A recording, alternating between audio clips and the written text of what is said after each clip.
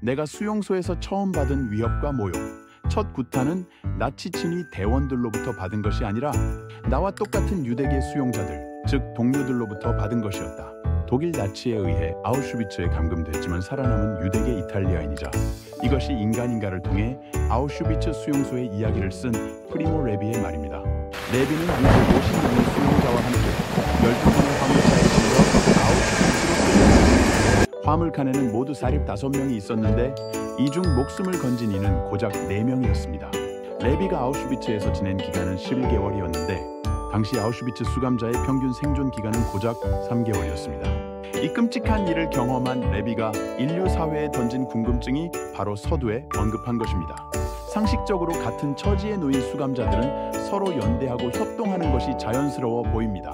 그런데 레비는 전혀 다른 경험을 하게 됩니다. 나치로부터 억압받는 유대계 수감자들은 감옥 안에서 서열을 정했습니다. 그리고 그 안에서 약자를 괴롭혔습니다. 같은 동족끼리 같은 처지에 있는 동료들에게 기막힌 상황입니다. 왜 그럴까요? 오징어 게임 시즌2가 나왔습니다. 시즌1도 완주하지 않았지만 시즌2는 보지 않으려고 합니다. 지금 현실이 더 드라마틱하기 때문입니다. 그러나 황동혁 감독의 이 말은 들어볼 만합니다. 사는 게 힘들어지고 좋은 일자리가 사라지면 우리는 서로를 탓하잖아요.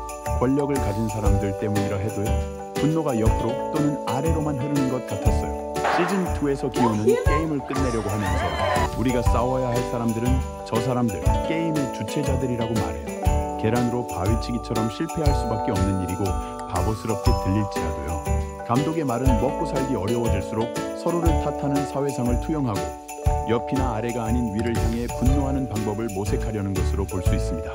이것이 바로 평생을 인종차별과 식민주의에 맞서 싸웠던 탈식민지 이론가 프란츠 파농의 연구입니다. 그는 이렇게 질문합니다. 가난하고 힘없는 군중들이 왜 동료들에게 폭력을 휘두르는가?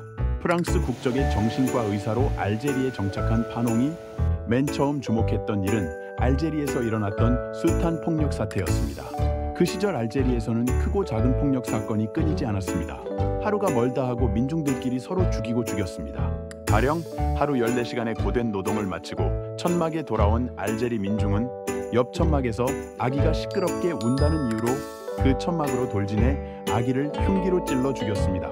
또한 더 이상 외상을 주기를 거부하는 상점 주인을 야밤에 찾아가 찔러 죽인 젊은이도 있었습니다.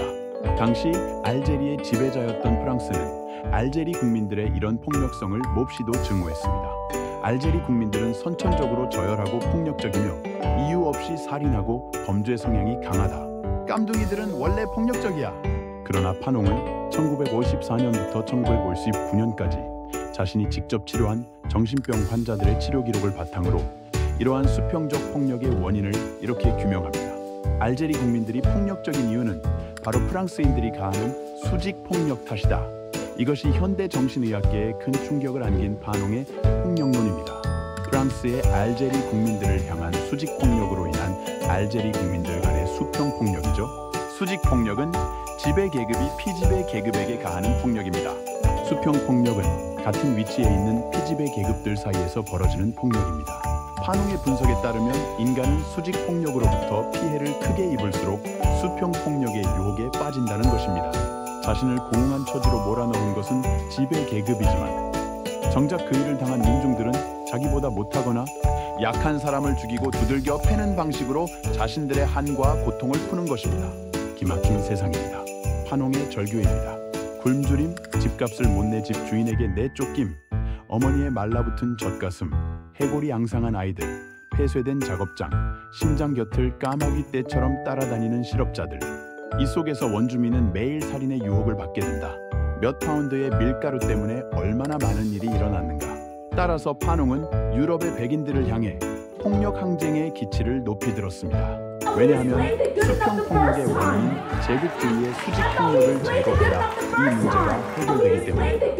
그러나 수평 폭력을 없애기 위해 수직 폭력을 폭력으로 제거해야 한다는 파농의 주장은 현실화되기 쉽지 않습니다. 지배 계급은 민중들의 수평 폭력 본능을 악용하려고 하기 때문입니다. 국가 간 수직 폭력을 강화하고 미국 내 민중들에게는 수평 폭력을 도발하는 트럼프 2기가 등장합니다. 그러나 미국인들은 진정한 착취의 뿌리인 트럼프와 월가의 수직 폭력에 맞서야 할 것입니다. 오징어 게임 2는 게임과 드라마에서 수직 폭력과 맞섰습니다. 드라마이기 때문에 가능한 것일까요? 따라서 프랑스의 철학자 장폴 사르트르는 파농의 미완의 책대지에 저주받은 사람들 서문에서 이렇게 호소합니다. 유럽이 우리 대륙에 손을 댔으니 그 손을 후려쳐서 떠나가게 만들어야 한다. 역사의 현장에 뛰어들어 투쟁을 시작하자. 마땅한 무기가 없다고? 시칼이라도 들어라. 그것이면 충분하다. 윤석열이라는 수직 폭력의 대상을 내버려 두고 민중들의 수평적 폭력을 반대합니다. 시칼이 아닌 법치로 윤석열과 그 부역자들을 재판해야 합니다. 그래야만 대한민국의 이 기막힌 세상이 새로운 세상으로 변화될 것입니다.